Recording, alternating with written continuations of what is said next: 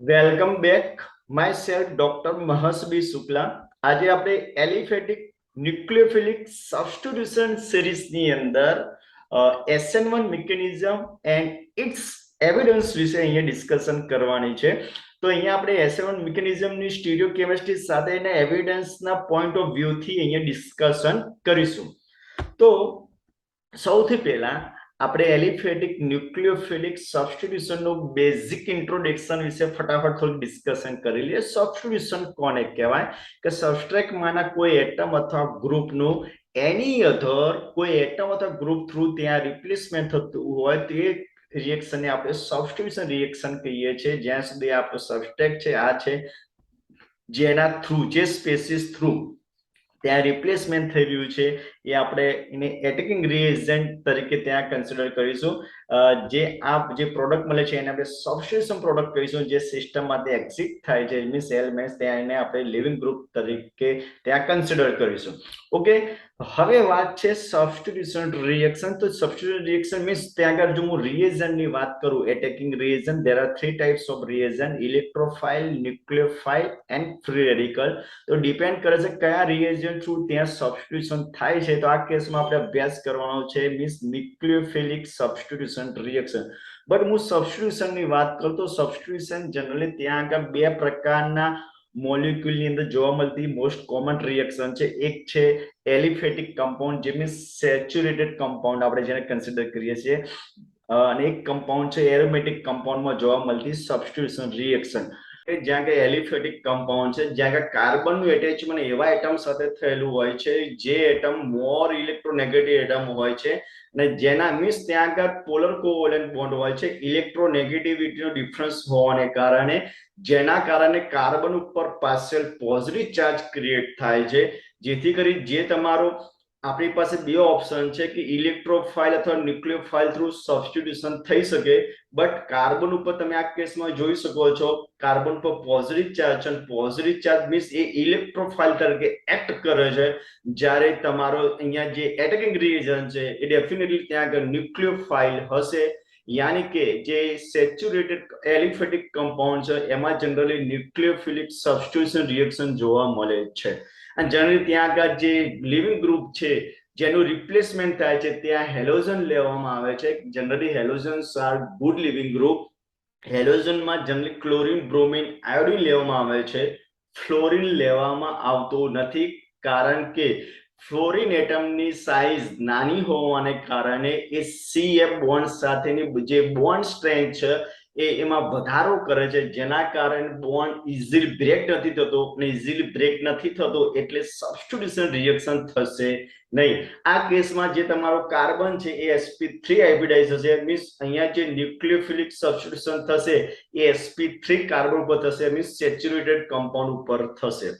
જ્યાં સુધી એરોમેટિક કમ્પાઉન્ડની વાત કરીએ તો એ કેસની અંદર તમારો જે ત્યાં આગળ બેન્ઝીન છે મીન્સ બેન્ઝીનની જે nitration, halogenation, alkylation, acylation, sulphonation એ બધી જે કોમન મોસ્ટ રિએક્શન છે સબસ્ટિટ્યુશન રિએક્શન, એ કેસની અંદર બેન્ઝીન જે છે ત્યાં આગળ એક કોન્જ્યુગેટ સિસ્ટમ ધરાવે છે. મીન્સ જે પાઈ બોન્ડ જે છે એ કોન્જ્યુગેટ સિસ્ટમમાં એરેન્જમેન્ટ બતાવે છે. મીન્સ જ્યાં આગળ pp ઓર્બિટલ્સ વચ્ચે ઓવરલેપ થવાને કારણે ત્યાં એક પાઈ ઇલેક્ટ્રોન ક્લાઉડ સર્ક્યુલેશન મોશન કરતું હોય છે અને ઇલેક્ટ્રોન પાસે નેગેટિવ ચાર્જ હોય છે. એટલે ઓલવેઝ બેન્ઝીન ન્યુક્લિયોફાઇલ તરીકે એક્ટ કરે છે. અને આપણે જાણીએ છીએ ન્યુક્લિયોફાઇલ પાસે ઓલરેડી ઇલેક્ટ્રોન મીન્સ ન્યુક્લિયોફાઇલ હંમેશા ઇલેક્ટ્રોફાઇલ સાથે જ એ રિએક્ટ કરે છે. એટલે જ્યારે એરોમેટિક કમ્પાઉન્ડની અંદર સબસ્ટિટ્યુશનની વાત આવે તો ત્યાં ઇલેક્ટ્રોફાઇલ થ્રુ થશે. જ્યારે સેચ્યુરેટેડ કમ્પાઉન્ડ મીન્સ એલિફેટિક કમ્પાઉન્ડની અંદર જ્યાં કાર્બન sp3 હાઇબ્રિડાઇઝ છે ત્યાં આગળ સબસ્ટિટ્યુશનની વાત થાય તો ત્યાં આગળ ન્યુક્લિયોફાઇલ થ્રુ સબસ્ટિટ્યુશન થશે. તો અહીંયા આપણે ન્યુક્લિયોફાઇલ થ્રુ થતી સબસ્ટિટ્યુશન રિએક્શનનો અભ્યાસ કરવાનો છે. તે કોમન રિએક્શન છે અહીંયા જ્યાં કે તમારું સબસ્ટ્રેટ છે, આ તમારો લિવિંગ ગ્રુપ છે, આ એટેકિંગ રિએજન્ટ જે તમારો ન્યુક્લિયોફાઇલ છે જેનો ઇલેક્ટ્રોન ડોનેટિંગ પાવર હંમેશા વધુ હોવો જોઈએ. અથવા હું એવું કહીશ મિનિમમ એક અનશેર પેર ઓફ ઇલેક્ટ્રોન ધરાવતો સ્પેસીસ જે હશે જેને હું ન્યુક્લિયોફાઇલ કહીશ, મિનિમમ એક અનશેર હોવું જોઈએ. મીન્સ એ ન્યુટ્રલ ચાર્જ પણ હોઈ શકે છે, એ નેગેટિવ ચાર્જ સ્પેસીસ પણ હોઈ શકે છે.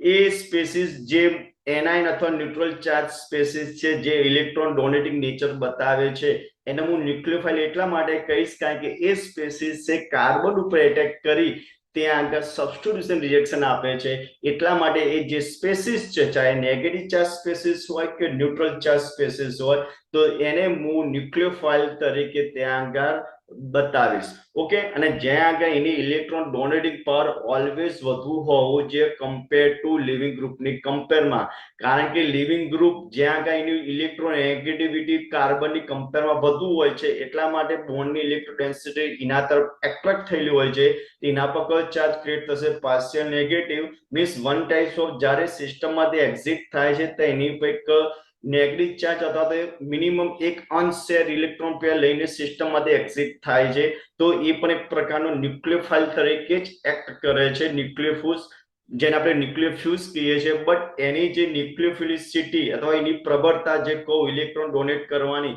એ ઓછી હોવી જોઈએ કમ્પેર ટુ એટેકિંગ ન્યુક્લિયોફાઇલ એટલે પ્રબળતા આની વધુ હશે તો જ અહીંયા સબસ્ટિટ્યુશન રિએક્શન થશે અધરવાઇઝ થશે નહીં ઓન ટોટલી હું ઓપોઝિટ કહું આનો ઇલેક્ટ્રોન એટ્રેક્ટિંગ પાવર વધુ હશે તો જ આનું રિપ્લેસમેન્ટ ઝડપથી થશે જ્યારે એની કમ્પેરમાં આનો ઇલેક્ટ્રોન એટ્રેક્ટિંગ પાવર ઓછો હોવો જોઈએ યાની કે આ બંને એકબીજાના ઓપોઝિટ ઇફેક્ટ બતાવતા હોવા જોઈએ તો 100% એ કેસમાં તમારે સબસ્ટિટ્યુશન રેટ છે એ ખૂબ જ વધુ મીન્સ ગ્રેટર એમાઉન્ટમાં હશે તો યાદ રાખવાનું આની nucleophilicity one types of electron donate કરવાનું નેચર કાર્બનને વધુ હોવું જોઈએ અને આ ગુડ લિવિંગ ગ્રુપ તરીકે ત્યારે ચેક કરી શકે કે જ્યારે આ સિસ્ટમમાંથી એક્ઝિટ થાય અને જે ન્યુટ્રલ સ્પેસીસ બને એ જરૂરી નથી કે એનાઇન સ્પેસીસ જ બને ઓલવેઝ જો આ જે ફોર્મમાં હોય એ ફોર્મ સ્ટેબલ હોવું જોઈએ જો આ સ્ટેબલ સ્પેસીસ છે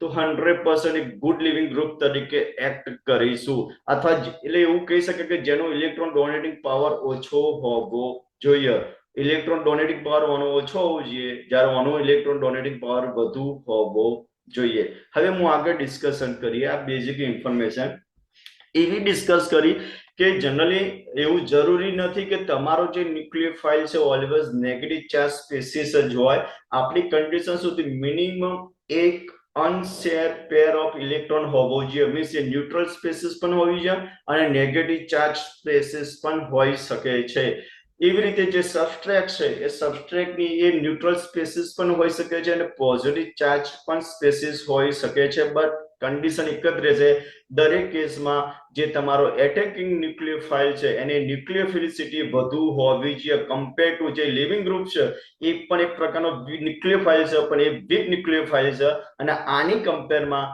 આ જે સ્ટ્રોંગ ન્યુક્લિયોફાઇલ છે હવે કેસ એવો છે કે આ કેસમાં જનરલી બીઆર જે છે જે હેલોજન મેં ગુડ લિવિંગ ગ્રુપ તરીકે અહીંયા બતાવ્યો છે જ્યારે આ કેસમાં જે બીઆર માઇનસ છે મેં એને એટેકિંગ ન્યુક્લિયોફાઇલ તરીકે બતાવ્યો છે બટ યાદ રાખજો આની ન્યુક્લિયોફિલિસિટી વધુ છે ક્યારે કે જ્યારે મેં લિવિંગ ગ્રુપ તરીકે કોને બતાવ્યો છે H2+ ને બતાવ્યો છે યાની કે આનો ઇલેક્ટ્રોન એટ્રેક્ટિંગ પાવર વધુ છે અને આ ઇલેક્ટ્રોન એટ્રેક્ટિંગ પાવર વધુ છે ગેસ ઇલેક્ટ્રોન ડોનેટિંગ પાવર ઓછો છે ક્લિયર થઈ ગયું અને ઇલેક્ટ્રોન ડોનેટિંગ પાવર કોનો હોવો જોઈએ ઇલેક્ટ્રોન ડોનેટિંગ પાવર એટેકિંગ ન્યુક્લિયોફાઇલ નો હોવો જોઈએ એ કેસની અંદર ઓલવેઝ સબસ્ટિટ્યુશન રિએક્શન 100% થશે ક્લિયર કટ ઓકે ડન હવે વાત કરીએ જે મોસ્ટ કોમન ન્યુક્લિયોફિલિક સબસ્ટિટ્યુશન રિએક્શન છે SN1 અને SN2 મિકેનિઝમની તો SN1 ની અંદર આપણને ખબર છે 2 સ્ટેપ પ્રોસેસ છે તો ત્યાં આગળ જનરલી જો હું વાત કરું જે એક્ઝામ્પલ તો ત્યાં આગળ ટર્શરી બ્યુટાઇલ બ્રોમાઇન આપણે હાઇડ્રોલિસિસ લઈશું અને first step rate determine step છે કે જેની અંદર કાર્બોકેટાયનનું ફોર્મેશન થાય છે જ્યાં આગળ ટર્શરી બ્યુટાઇલ બ્રોમાઇનની વાત કહું કાર્બન sp3 હાઇબ્રિડાઇઝ હોય છે Cr બોન્ડ જે છે એ પોલર કોવેલેન્ટ બોન્ડ હોય છે ઇલેક્ટ્રોનેગેટિવિટીનો ડિફરન્સ જોવા મળશે ડેફિનેટલી ત્યાં આગળ ન્યુક્લિયોફાઇલ તમારો કાર્બન ઉપર એટેક કરશે હવે અહીંયા વાત છે કે અહીંયા જે ન્યુક્લિયોફાઇલ જે છે એ SN2 મિકેનિઝમની કમ્પેરમાં અહીંયા વીક ન્યુક્લિયોફાઇલ લેવામાં આવે છે એટલા માટે જનરલી અહીંયા H2O ઇથેનોલ મિથેનોલ જેવા પોલર પ્રોટિક સોલ્વન્ટ યુઝ કરવામાં આવે છે. પોલર પ્રોટિક એટલે કે જે એચ બોન્ડ બનાવી શકે, મીન્સ જે ઇલેક્ટ્રોસ્ટેટિક એટ્રેક્શન બતાવી શકે એવા પોલર પ્રોટિક, જેને હું ન્યુટ્રલ સોલ્વન્ટ કહીશ. ન્યુટ્રલ સોલ્વન્ટ એટલા માટે કહીશ જ્યાં આગળ ચાર્જ ક્રિએટ થયેલા નથી. જ્યારે એસેન્ટો મિકેનિઝમની અંદર ત્યાં આગળ ચાર્જ ક્રિએટ, મીન્સ જે તમારો ન્યુક્લિયોફાઇલ છે જે કાર્બન ઉપર એટેક કરે છે એના પર ચાર્જ ક્રિએટ થયેલો હોય છે. આ કેસમાં જે તમારો એટેકિંગ ન્યુક્લિયોફાઇલ છે એના પર કોઈ ચાર્જ ક્રિએટ થયેલો હોવો જોઈએ નહીં. જેથી કરી જો ચાર્જ ક્રિએટ થયેલો હોય તો એની પ્રબળતા વધી જશે તો ઇમિડિયેટલી કાર્બન ઉપર એટેક કરશે. અને મીન્સ કાર્બન ઉપર એટેક કરે સીધો ડાયરેક્ટલી, તો 100% ત્યાં આગળ એસેન્ટો મિકેનિઝમ ફોલો થવાની શક્યતા છે. એટલા માટે અહીંયા પોલર પ્રોટિક સોલન્ટ વપરાય છે. હવે આલ્કાલી હેલાઇડ 3 પ્રકારના આવે, 1 degree, 2 degree, 3 degree alkyl halide. But 3 degree alkyl halide generally SN1 માં લેવામાં આવે છે, કારણ કે કાર્બન સાથે એટેચ જે મિથાઇલ ગ્રુપની સાઇઝ છે અહીંયા બલ્કી હોવાને કારણે તમારો ન્યુક્લિયોફાઇલ છે એ ઇઝીલી કાર્બનને એપ્રોચ કરી શકતો નથી. હવે જ્યારે આ ન્યુક્લિયોફાઇલ કાર્બન ઉપર એટેક કરવાનો ટ્રાય કરે છે, નો ડાઉટ એ ફ્રન્ટ સાઇડ લિવિંગ ગ્રુપની ફ્રન્ટ સાઇડથી એટેક નહીં કરે, કારણ કે આ લિવિંગ ગ્રુપે એની ફ્રન્ટ સાઇડથી જે કાર્બન જે છે, જે તમારું રિએક્શન સેન્ટર છે એને પ્રોટેક્ટ કર્યો છે ન્યુક્લિયોફાઇલના એટેકથી. કારણ કે આ પણ એક પ્રકારનો ન્યુક્લિયોફાઇલ છે, એક બીજ છે, આ પણ એક પ્રકારનો ન્યુક્લિયોફાઇલ છે જેની ન્યુક્લિયોફિલિસિટી વધુ છે. તો જ્યારે આ સાઇડથી ફ્રન્ટ સાઇડથી એટેક કરે તો ન્યુક્લિયોફાઇલની ઇલેક્ટ્રો ડેન્સિટી વચ્ચે રિપલ્ઝન થાય, અપાકર્ષણ થાય, જેથી કરી એ ઓલવેઝ બેક સાઇડથી એટેક કરવાનો ટ્રાય કરે છે. બટ બેક સાઇડથી એટેક કરવાનો ટ્રાય કરે છે, બટ એ કાર્બન સુધી એ કાર્બને ડાયરેક્ટલી એપ્રોચ નથી કરી શકતો. નો ડાઉટ સ્પેસની અંદર મિથાઇલ સમૂહ દૂર જવાનો ટ્રાય કરે છે એસ્ટો સમૂહના એટેકના કારણે. તો ત્યાં આગળ તમે જોઈ શકો સિચ્યુએશન, તમને કાર્બ કેટાયન બને છે જ્યાં આગળ જે તમારો ન્યુક્લિયોફાઇલ છે, જે H2O છે, જે ન્યુટ્રલ મોલેક્યુલ છે, ત્યાં આગળનું ડાયરેક્ટ ઇન્વોલ્વમેન્ટ કોઈ જગ્યાએ નથી. કારણ કે જ્યારે એટેક કરે છે બેક સાઇડથી, મિથાઇલ સમૂહ સ્પેસમાં દૂર જવાનો ટ્રાય કરે છે, તો આ બંને મિથાઇલ સમૂહ સ્પેસમાં દૂર જાય તો આ મિથાઇલ સમૂહ બીઆર પણ સ્પેસમાં દૂર જશે એકબીજાથી, જેથી કરી આ બોન્ડની પોલારિટી વધે છે, ઇમિડિયેટલી બ્રેક થાય, લિવિંગ ગ્રુપ દૂર થાય અને કાર્બ કેટાયન બને છે, જેમાં sp2 હાઇબ્રિડાઇઝ હોય છે કાર્બન. અને 3 નોન રિએક્ટિંગ ગ્રુપ, જેને મિસ મિથાઇલ અને કાર્બન એટમ એક પ્લેનર ફોર્મમાં આવી જાય છે, જ્યાં આગળ એક pz ઓર્બિટલ જે વેકેન્ટ હોય છે એની, અને સ્ટેપ 2 જે ફાસ્ટ સ્ટેપ છે કે જેની અંદર તમારો જે ન્યુટ્રલ મોલેક્યુલ જે છે એ, અથવા ન્યુટ્રલ, હું ત્યાં આગળ ન્યુક્લિયોફાઇલ શબ્દ વાપરીશ, એ બોથ સાઇડથી એટેક કરી શકે છે પ્લેનની. એટલા માટે ત્યાં આગળ એકચ્યુઅલી ત્યાં આગળ વોટર મોલેક્યુલ જે છે ન્યુટ્રલ ચાર્જ છે. ન્યુટ્રલ ચાર્જ હોવાને કારણે H2O+, જો આ બાજુથી એટેક કરશે તો ત્રણેય મિથાઇલ સમૂહ આ ડાયરેક્શનમાં જશે, અને જો H2O આ સાઇડથી એટેક કરે તો ત્રણેય મિથાઇલ સમૂહ આ બાજુ જશે. Means one types of retention inversion ત્યાં મિક્સચર મળશે, જ્યાં આગળ થર્ડ સ્ટેપની અંદર ડિપ્રોટોનેશન થતા, deprotonation means again water molecular પ્રેઝન્સમાં પ્રોટોન દૂર થાય, આપણે ડિપ્રોટોનેશન સ્ટેપ કહીશું. અને ડિપ્રોટોનેશન થી તમને એક રિટેન્શન પ્રોડક્ટ અને એક ઇન્વર્ઝન પ્રોડક્ટ મળશે. રિટેન્શન મીન્સ જે જગ્યાએ લિવિંગ ગ્રુપ એટેચ હતો એ દૂરથી એની જગ્યાએ એ જ જગ્યાએ હોય જોડાવાનું, અને રિટેન્શન સમરૂપ કહીશું. ઇન્વર્ઝન મીન્સ એની બેક સાઇડથી હોય જોડાય છે તો ઇન્વર્ઝન પ્રોડક્ટ કહીશું. આ વાત થઈ ગઈ બેઝિક SN1 મિકેનિઝમની. બટ હવે હું અહીંયા એવિડન્સના પોઈન્ટ ઓફ વ્યૂથી ડિસ્કશન કરું, તો જ્યારે હું એવિડન્સના પોઈન્ટ ઓફ વ્યૂથી ડિસ્કશન કરું તો મારે એની સાથે સાથે સ્ટીરિયો કેમેસ્ટ્રી પણ એની કન્સિડર કરવી પડશે.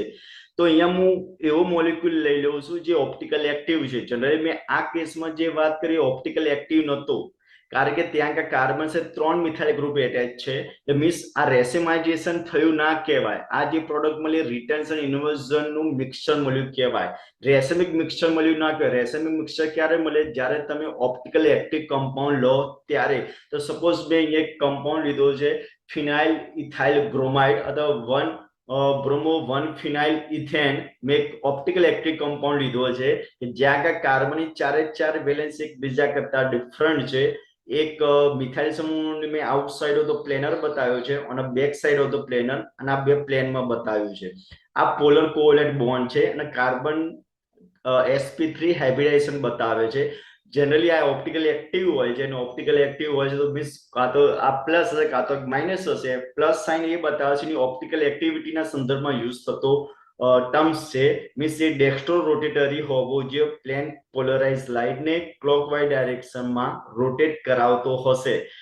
જ્યાં સુધી આર અને એસ જે ટર્મ્સ જે છે એ કોન્ફિગ્યુરેશનના સંદર્ભમાં વપરાતી ટર્મ્સ છે. જસ્ટ લાઈક આર અને એસ જસ્ટ એ બતાવે છે કે તમારા એટમ અથવા ગ્રુપ જે સબસ્ટ્રેટમાં પ્રેઝન્ટ છે એનું જે એરેન્જમેન્ટનું જે ડાયરેક્શન છે ક્લોકવાઇઝ ડાયરેક્શનમાં છે કે એન્ટી ક્લોકવાઇઝ. તો અહીંયા તમે ઇઝીલી સમજી શકો છો કે કાર્બનથી ડાયરેક્ટલી એટેચ એટમ પકડો, ગ્રુપની પકડો. આ કેસમાં બીઆર છે. કાર્બનથી ડાયરેક્ટલી એટેચ એટમ, આ કેસમાં જે એરોમેટિક કાર્બન છે, આ કેસમાં કાર્બન છે, અને આ કેસમાં હાઇડ્રોજન છે. તો કાર્બનથી ડાયરેક્ટલી એટેચ એટમ જેનો એટોમિક નંબર વધુ હશે, પરમાણુ ક્રમાંક, એને ફર્સ્ટ પ્રાયોરિટી આલો 1 નંબર. આ કેસમાં 2 નંબર આના આવશે. નો ડાઉટ આ બંને કાર્બન કાર્બન ઇક્વલ થઈ જાય. જ્યારે કોમન આવે તો ત્યાં પછી નેક્સ્ટ અહીંયા અગેન એરોમેટિક કાર્બન આવે છે. જ્યારે કાર્બન સાથે શું એટેચ છે? હાઇડ્રોજન. તો કાર્બનનો એટોમિક નંબર વધુ એને સેકન્ડ નંબર પ્રાયોરિટી આપવામાં આવે છે. અને થર્ડ તો જનરલી 1 2 3 પ્રાયોરિટી આપવામાં આવે છે. જેનો એટોમિક નંબર વધુ છે એને ઓલવેઝ સમતલની બેક સાઈડ ત્યાં આગળ એરેન્જમેન્ટ બતાવવામાં આવે છે.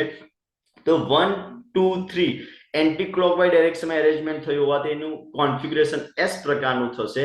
હવે મિથેનોલ જે પોલર પ્રોટિક સોલ્વન્ટ છે, જે ન્યુટ્રલ ચાર્જ મોલેક્યુલ છે, તો ત્યાં આગળ શું કરે છે, જે એવું કહી શકીએ છે એચ બોન્ડ બનાવી શકે છે. જનરલી એચ બોન્ડ કોને કહીએ છે કે electrostatic attraction between positive charges hydrogen atom and more electronegative atom which having minimum one unshare pair of electron.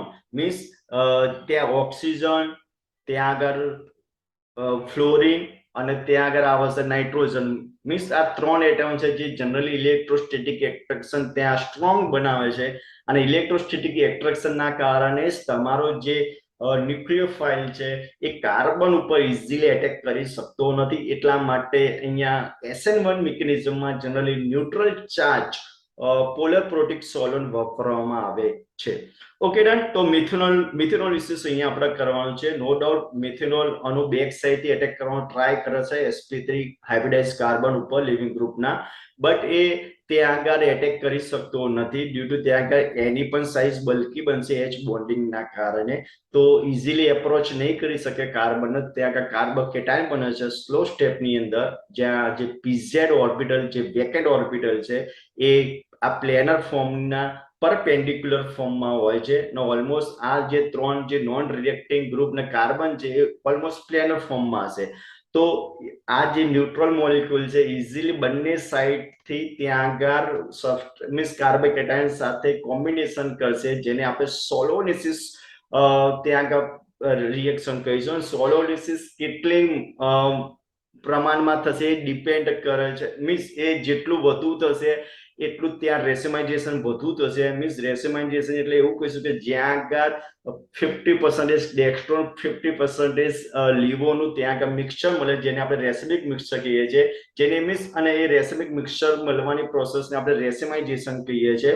તો સોલોલિસિસ નું જે માત્રા છે જેટલી વધુ હશે એટલું રેસેમાઇઝેશન માત્રા છે એ મીન્સ એનું જે પ્રપોર્શન છે એ મેક્સિમમ અહીંયા મળશે. અને જેટલું મેક્સિમમ મળશે એનું પર્સન્ટેજ પણ વધુ હશે. તો આ કેસમાં 98% મળે છે. બટ ઇન્ટરેસ્ટિંગ અહીંયા છે કે ઇન્ટરેસ્ટિંગ એ રહ્યું છે કે અહીંયા તમને જસ્ટ આ પ્રકારે કે ઇન્વર્ઝન પ્રોડક્ટ મળે છે અહીંયા. તો અહીંયા ઇન્વર્ઝન પ્રોડક્ટ કેમ મળે છે એની અહીંયા આપણે એવિડન્સની અંદર ડિટેલ્સમાં ડિસ્કશન કરીશું. તો સૌથી પહેલા આપણે ડિસ્કશન કરીએ એની જે એવિડન્સની વાત કરી, તો એવિડન્સની અંદર સૌથી પહેલા કાઇનેટિક્સની વાત કરીએ. તો જનરલી ત્યાં આગળ રેટ ઓફ રિએક્શનની જો હું જનરલી વાત કરું તો rate of reaction directly proportional two તો જે જનરલી સ્લો સ્ટેપને આપણે રેટ ડિટરમાઇન સ્ટેપની અંદર કન્સિડર કરીએ છીએ તો એ એક જ મોલિક્યુલના કોન્સન્ટ્રેશન ઉપર ડિપેન્ડ છે, એટલે directly proportional to concentration of substrate means K1 means rate constant of first order reaction. યાની કે અહીંયા તમારો જે રેટ છે, રિએક્શનનો રેટ છે, એ ન્યુક્લિયોફાઇલના કોન્સન્ટ્રેશનથી ટોટલી ઇન્ડિપેન્ડન્ટ છે, અને ટોટલી ઇન્ડિપેન્ડન્ટ હોવાને કારણે અહીંયા એનું કોઈ પણ પ્રકારનું ઇન્વોલ્વમેન્ટ નથી. અહીંયા એનું કોઈ પણ પ્રકારનું ઇન્વોલ્વમેન્ટ નથી, એટલા જ માટે આ ફર્સ્ટ ઓર્ડર કાઇનેટિક્સ ફોલો કરતો હોવો જોઈએ. ક્લિયર અને સ્ટ્રોંગલી એવિડન્સ છે કે SN1 mechanism first order kinetics follow કરતો હોવો જોઈએ. આ વાત થઈ કાઇનેટિક્સની. હવે વાત કરીએ સ્ટીરિયોકેમિસ્ટ્રીની વાત કરીએ તો આપણે એવી વાત થઈ ત્યાં આગળ ઇન્વર્ઝન પ્રોડક્ટ પણ મળે છે. રેસિમાઇઝેશન ડિપેન્ડ કરે છે કે ત્યાં આગળ સોલોલિસિસનું જે પ્રમાણ છે કેટલું વધુ થાય છે. જેટલું વધુ સોલોલિસિસનું પ્રમાણ હશે એટલું જ વધુ ત્યાં આગળ રેસિમાઇઝેશનનું જે પ્રમાણ છે વધુ તમને મળશે. તો અહીંયા ઇન્વર્ઝન પ્રોડક્ટ મળવાનું રીઝન એ છે કે તમારો જે લિવિંગ ગ્રુપ છે જેમ જેમ સિસ્ટમમાંથી એક્ઝિટ થતો જાય છે તેમ તેમ કાર્બન ઉપર ઇલેક્ટ્રોન ડેફિશિયન્ટ ચાર્જ વધુ ક્રિએટ થાય. ઇન્સ્ટન્ટમાં એવું કે ઇલેક્ટ્રોન ઉણપ વધતી જાય એટલે પોઝિટિવ ચાર્જ વધુ ક્રિએટ થશે, અને જેટલો પોઝિટિવ ચાર્જ વધુ ક્રિએટ થશે એટલો જ એ ન્યુક્લિયોફાઇલને પોતાની તરફ વધુ એટ્રેક્ટ કરે. પણ આપણે જાણીએ છીએ જ્યાં સુધી કમ્પ્લીટ બ્રેક ના થયો હોય ત્યાં સુધી જે લિવિંગ ગ્રુપ છે એ પોતાની ફ્રન્ટ સાઇડ થી કાર્બન કેટાયનને પ્રોટેક્ટ કરે છે એટેકિંગ ન્યુક્લિયોફાઇલના એટેકથી. યાની કે ન્યુક્લિયોફાઇલ ઓલવેઝ બેક સાઇડ થી જ એટેક કરે છે. તો એ કેસમાં કે જ્યારે લિવિંગ ગ્રુપ કમ્પ્લીટલી ડિપાર્ટેડ નથી, સિસ્ટમથી કમ્પ્લીટ છૂટો નથી પડ્યો અને કાર્બન પર પોઝિટિવ ચાર્જ ધીમે ધીમે ઇન્ક્રીઝ થતો જાય તો એ કેસમાં બેક સાઇડથી એટેક કરવાને કારણે ત્યાં ઇન્વર્ઝન પ્રોડક્ટ ત્યાં જોવા મળતી હોય છે. જનરલી 5% ટુ જનરલી 20% નું પ્રમાણ જોવા મળતું હોય છે. જનરલી ડિપેન્ડ કરે છે કે ત્યાં આગળ લિવિંગ ગ્રુપ કેટલો ઝડપથી દૂર થાય છે. જો ઝડપથી દૂર થશે તો ત્યાં આગળ ઇન્વર્ઝન પ્રમાણ પણ ઓછું જોવા મળશે. અથવા હું એવું કહીશ કે જે કાર્બન કેટાયન જે છે એ કાર્બન કેટાયનની સ્ટેબિલિટી પર ડિપેન્ડ કરે છે. જો કાર્બન કેટાયનની સ્ટેબિલિટી ઝડપથી કાર્બન કેટાયન બન્યો એની સ્ટેબિલિટી વધુ છે તો ત્યાં આગળ સોલોલિસિસનું જે પ્રમાણ છે એ મેક્સિમમ થશે, અને સોલોલિસિસનું પ્રમાણ મેક્સિમમ થશે તો 100% ત્યાં રેસિમાઇઝેશનનું પ્રમાણ પણ ગ્રેટર એમાઉન્ટમાં હશે. Clear cut. ઓવરઓલ હું એવું કહીશ કે કાર્બન કેટાયનની સ્ટેબિલિટી કેટલી વધુ છે, જેટલી વધુ હશે એટલું જ ત્યાં આગળ રેસિમાઇઝેશનનું પ્રમાણ પણ કેવું હશે, વધુ પ્રમાણમાં હશે. ક્લિયર. હવે વાત કરીએ આગળ જઈએ. જો હું કહું કે જ્યાં આગળ મોર ન્યુક્લિયોફિલિક સોલન્ટ મેં યુઝ કર્યો છે, મોર ન્યુક્લિયોફિલિક સોલન્ટ જસ્ટ લાઈક ન્યુટ્રલ સોલન્ટ જ છે. આ કેસમાં હજી પણ મિથેનોલ જ છે, કારણ કે મિથેનોલિસિસ કર્યો છે એટલે મિથેનોલ અણુ ત્યાં આગળ જોડાય છે OCH3 તેમાંથી. બટ હું 100% મિથેનોલ યુઝ કરું તો એ કેસમાં એની જે ન્યુક્લિયોફિલિક સોલવન્ટની ન્યુક્લિયોફિલિસિટી વધી જશે, કારણ કે પ્યોર સોલવન્ટ મેં યુઝ કર્યો છે પોલર પ્રોટીક. તો એ કેસની અંદર ત્યાં આગળ શક્યતા એ છે કે બેક સાઇડ થી એટેક કરવાની પ્રોબેબિલિટી વધુ છે, તો ત્યાં આગળ ગ્રેટર એમાઉન્ટની અંદર ઇન્વર્ઝન પ્રોડક્ટનું ફોર્મેશન થવાની શક્યતા છે વધુ માત્રામાં. તો ત્યાં આગળ એનું પર્સન્ટેજ વધુ હશે અને જે રેસિમાઇઝેશનનું પ્રમાણ હશે મે બી ઓછું હોઈ શકે છે. બટ ત્યાં આગળ જે પોલર પ્રોટીક સોલ્વન્ટ છે જો એની સાથે હું 80% પોલર અપ્રોટીક સોલરનું મિક્સચર ત્યાં આગળ હું એડ કરું છું, મીન્સ 20% 80% ના રેશિયોમાં, તો હવે જે તમારા જે સોલોની ન્યુક્લિયોફિલિસિટી હતી એ થોડીક ડિક્રીઝ કરી દીધી. અને ડિક્રીઝ કરી તો ડેફિનેટલી કાર્બન ઉપર એટેક કરવાનું એની જે નેચર છે એની ટેન્ડન્સી તમે ડિક્રીઝ કરી છે તો ડેફિનેટલી બેક સાઇડથી એટેક કરવાની એની ટેન્ડન્સી પણ ડિક્રીઝ થશે. તો એ કેસમાં એ વેઇટ કરશે કાર્બન કેટાયન ક્રિએટ થાય, કાર્બન કેટાયન ક્રિએટ થાય એની સાથે સોલોલિસિસ પ્રક્રિયા કરશે અને એન્ડ ની અંદર તમને રેસિમાઇઝેશન મળશે ગ્રેટર એમાઉન્ટની અંદર. Clear cut. ઓકે. તો ડિપેન્ડ કરે છે કે તમે પ્યોર સોલન્ટ યુઝ કર્યો છે કે ત્યાં આગળ પોલર પ્રોટીક નું સાથે એને ત્યાં આગળ મિક્સ કર્યો છે, પોલર પ્રોટીક અને પોલર અપ્રોટીક નું મિક્સચર. તો આ કેસની અંદર તમારું રેસિમાઇઝેશન ગ્રેટર એમાઉન્ટ ની અંદર થાય છે, જે મીન્સ પ્રોપોર્શન ઓફ રેસિમાઇઝેશન ગ્રેટર હશે અને એ મીન્સ ત્યાં આગળ ઓલમોસ્ટ 98% આપે છે આ પ્રોડક્ટ તમને. હવે વાત થાય ફોર્મેશન ઓફ રીએરેન્જ પ્રોડક્ટ. તો જ્યાં સુધી રીએરેન્જ પ્રોડક્ટની વાત થાય તો જનરલી આપણે જાણીએ છીએ જે કાર્બન કેટાયનના ફોર્મેશનનો અને જે રીઅરેન્જમેન્ટ સ્ટ્રોંગ રિલેશન ધરાવે છે. જનરલી કાર્બોકેટાયન નું રીઅરેન્જમેન્ટ મીન્સ રીઅરેન્જમેન્ટ એટલા માટે થતું હોય છે કે વધુ સ્ટેબલ કાર્બોકેટાયન આપવા માટે ઓલરેડી કાર્બોકેટાયન ક્રિએટ થયેલો જ હોય છે સિસ્ટમમાં, પણ વધુ સ્ટેબલ કાર્બોકેટાયન આપવા માટે રીઅરેન્જમેન્ટ થતું હોય છે. મીન્સ એમનું જે સ્ટ્રોંગ રિલેશન છે. તો 100% તમે અહીંયા જોઈ શકો છો, મારી પાસે એક એક્ઝામ્પલ છે નિયોપેન્ટેલ આયોડાઇડ. એનું મેં હાઇડ્રોલિસિસ સિમ્પલી કર્યું છે, જસ્ટ બતાવવાનો ટ્રાય કર્યો છે. અહીંયા કાર્બોકેટાયન બને સ્લો સ્ટેપની અંદર. ફર્સ્ટ 1 ડિગ્રી કાર્બોકેટાયન છે, ઓલમોસ્ટ લેસ સ્ટેબલ છે. એ સબસ્ટિટ્યુશન પ્રોડક્ટ જનરલી એનું પ્રમાણ ઓછું હોય છે. તો ત્યાં આગળ 1 to મિથાઇલ શિફ્ટિંગ થાય છે. 1 to methyl shifting generally rules પ્રમાણે 1 to હાઇડ્રાઇડ આવે. જો હાઇડ્રોજનની એટમની સાઇઝ નાની છે, મીન્સ ત્યાં ચેક કરો હાઇડ્રોજન એટમ છે 2 સ્થાન ઉપર, આનો 1 કન્સિડર કરવામાં આવે છે. ઓનર 2 જો હાઇડ્રોજન નથી તો ધેટ ટાઈમ મિથાઇલ કન્સિડર કરવામાં આવે છે. જો મિથાઇલ હોય તો ત્યાં 1 to મિથાઇલ શિફ્ટિંગ થશે. ત્યાં આગળ મોર સ્ટેબલ કાર્બોકેટાયન મળે 3 ડિગ્રી કાર્બોકેટાયન. અને મીન્સ આ પણ પ્રોડક્ટ આપે છે, આ પણ પ્રોડક્ટ આપે છે ફાસ્ટ સ્ટેપની અંદર. બટ આ પ્રોડક્ટ મળે છે નોર્મલ પ્રોડક્ટ છે જે માઇનોર છે, અને આ પ્રોડક્ટ મળે છે જેને આપણે રીઅરેન્જ પ્રોડક્ટ કહીએ છીએ જે મેજર છે. એટલે ઓલવેઝ કાર્બોકેટાયન ઇન્ટરમીડિયેટ ક્રિએટ થતો હશે તો ત્યાં આગળ રીઅરેન્જમેન્ટ થશે. ઇન શોર્ટ કે SN1 મિકેનિઝમની અંદર વન સબસ્ટ્રેટ માંથી ત્યાં આગળ એક કરતા વધુ મીન્સ ત્યાં બે કે બે કરતા વધુ પ્રોડક્ટનું ફોર્મેશન થાય છે. જ્યારે SN2 ના કેસમાં એક જ પ્રોડક્ટનું ફોર્મેશન થાય છે, કારણ કે ત્યાં આગળ ઇન્ટરમીડિયેટ તરીકે કોઈ કાર્બન મીન્સ ત્યાં ઇન્ટરમીડિયેટ ક્રિએટ નહીં થતો, અને ઇન્ટરમીડિયેટ ક્રિએટ નથી થતો ત્યાં આગળ રીઅરેન્જમેન્ટ જોવા મળશે નહીં. તો SN2 ના કેસની અંદર હું વાત કરું તો ત્યાં આગળ એક જ પ્રોડક્ટ બને છે, જ્યારે આ કેસમાં બે કે બે કરતા વધુ પ્રોડક્ટ બને છે. જે સ્ટ્રોંગ એવિડન્સ છે કે SN1 first order kinetic follow કરતો હોવો જોઈએ, અને ફર્સ્ટ સ્ટેપ દરમિયાન ત્યાં આગળ કાર્બોકેટાયન ઇન્ટરમીડિયેટ ક્રિએટ થતો હોવો જોઈએ, કારણ કે ત્યાં પણ બે કે બે કરતા વધુ પ્રોડક્ટનું ફોર્મેશન થાય છે. હવે વાત આવી કે આ પ્રકારનો જે એલાઇલિક કમ્પાઉન્ડ છે મારી પાસે ત્યાં આગળ, જેને 1 2 3 3 ક્લોરોબ્યુટ 1 કમ્પાઉન્ડ, જો હું ઇથેનોલિસિસ ની વાત કરું તો નો ડાઉટ પહેલા સ્ટેપની અંદર કાર્બોકેટાયન બને છે, ત્યાં આગળ એલાઇલિક રીઅરેન્જમેન્ટ થાય છે. એલાઇલિક રીઅરેન્જમેન્ટ થઈને મોર સ્ટેબલ કાર્બોકેટાયન આપે છે.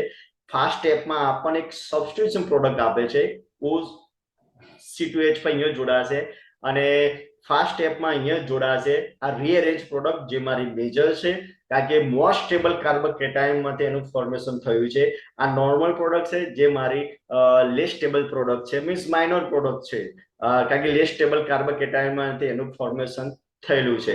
તો ઓવરઓલ એક કરતા વધુ પ્રોડક્ટનું ફોર્મેશન થાય છે, તો એ ઇન્ડિકેશન કરે છે કે SN1 મિકેનિઝમ પ્રમાણે ત્યાં જે રિએક્શન જે છે એ મિકેનિઝમ ફોલો કરતી હોવી જોઈએ. સ્ટ્રોંગ એવિડન્સ છે. એન્ડ લાસ્ટ ચોથું એવિડન્સ છે જેને બ્રિજ હેડ કાર્બન જો સિસ્ટમમાં સબસ્ટ્રેટમાં પ્રેઝન્ટ જસ્ટ લાઈક એક આ પ્રકારનો બાયસાયક્લિક સિસ્ટમ છે, મીન્સ આ સાયક્લિક જ્યાં ડબલ બોન્ડેડ નથી, એકબીજા સાથે ટાઇટલી એટેચ છે જે કાર્બન પરમાણુ, જેને આપણે સાયક્લિક સિસ્ટમ કહીએ છીએ. તો અહીંયા આ કાર્બન ટોટલ 1 2 3 4 5 6 7 કાર્બન છે, આપણે હેપ્ટેન કહીશું, બાયસાયક્લિક હેપ્ટેટ કહીશું. અને આ ટર્સરી કાર્બન સાથે ક્લોરીન એટેચ છે, જેનું હું ઇથેનોલિસિસ કરું તો જેને ત્યાં આગળ રિએક્શન મળતી નથી. આમ તો જનરલી SN1 એવું કહે છે કે જો જ્યારે લિવિંગ ગ્રુપ દૂર થાય કાર્બોકેટાયન બને, અને કાર્બોકેટાયનમાં જેટલા પણ નોન રિએક્ટિંગ જે છે એટમ અથવા ગ્રુપ અને કાર્બન પોતે પ્લેનર હોવો જોઈએ. બટ આ કેસમાં રિગિડ કેજ લાઇક સ્ટ્રક્ચર, કેવું શબ્દ શું વાપરીશું, સખત પાંજરું, રિગિડ કેજ લાઇક સ્ટ્રક્ચરના કારણે આ પ્રકારના સબસ્ટ્રેટ જે છે પ્લેનારિટી એઝ્યુમ કરી શકતા નથી. પ્લેનારિટી એઝ્યુમ ના કરી શકે મીન્સ કાર્બોકેટાયન સ્ટેબલ નથી, તો એ કેસની અંદર ત્યાં આગળ સોલોલિસિસ પ્રક્રિયા નહીં થાય, મીન્સ ત્યાં આગળ રેસમાઇઝેશન નહીં થાય, મીન્સ SN1 પ્રક્રિયા ફોલો કરશે નહીં. બટ આ જે સાયક્લિક સિસ્ટમ છે, જે સાયક્લિક સિસ્ટમની જે સાઇઝ છે એ ત્યાં લાર્જ હશે, તો એ કેસમાં મે બી ત્યાં આગળ જે કાર્બોકેટાયન જો બનશે તો એ થોડી ઘણી પ્લેનારિટી એઝ્યુમ કરી શકે છે, થોડી ઘણી. તો ઓવરઓલ એવું કહીશ કે આ બંનેની સાયક્લિક સિસ્ટમની કમ્પેરમાં જે ઓપન ચેન સિસ્ટમ જે છે એ ટર્સરી બ્યુટાઇલ બ્રોમાઇલ, ત્યાં આગળ કાર્બોકેટાયનની જે સ્ટેબિલિટી વધુ હશે, પ્લેનારિટી વધુ હશે, ઓવરઓલ જે રેટ ઓફ રિએક્શન જે છે SN1 નો આ કેસની અંદર ઓપન ચેન સિસ્ટમમાં વધુ હશે. જ્યારે આ કેસની અંદર ઓછો છે ત્યારબાદ આની અંદર એકદમ ઓછો હશે, કારણ કે અહીંયા જે રિગિડ કેજ લાઇક સ્ટ્રક્ચર જે કહેવાય, જે સખત પાંજરું, એની પ્રબળતા વધુ છે, જેના કારણે કાર્બોકેટાયન પ્લેનારિટી એઝ્યુમ કરી શકતો નથી અહીંયા. જ્યારે એની કેસ અહીંયા થોડી ઘણી પ્લેનારિટી બતાવી શકે છે બાયસાયક્લિક સિસ્ટમ આ પ્રકારના. Okay done. તો આ લેક્ચરની અંદર આપણે ડિસ્કશન કરી SN1 મિકેનિઝમ અને એના એવિડન્સ વિશે. નેક્સ્ટ લેક્ચરમાં SN2 મિકેનિઝમ અને એના એવિડન્સ વિશે ડિસ્કશન કરીશું. Okay, thank you.